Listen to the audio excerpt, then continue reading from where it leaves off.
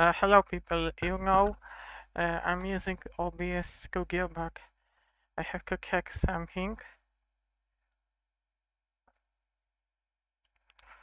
Okay, because I have to show you, there is option, when you use 3ds Max, there is option that you can use multi-select, so you can select not only edges, but you can select edges, points, and polygons at the same time, vertices, edges, and faces.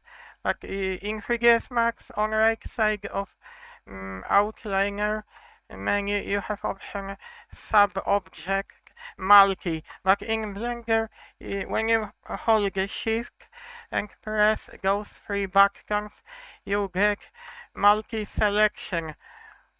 I hope you like my video tutorial. Even if you switch to object mode by pressing tab and you come back again, you can still select edges, points, and polygons at the same time. It's up to you how do you want to work. Okay, I hope you like my video tutorial. Have a nice day.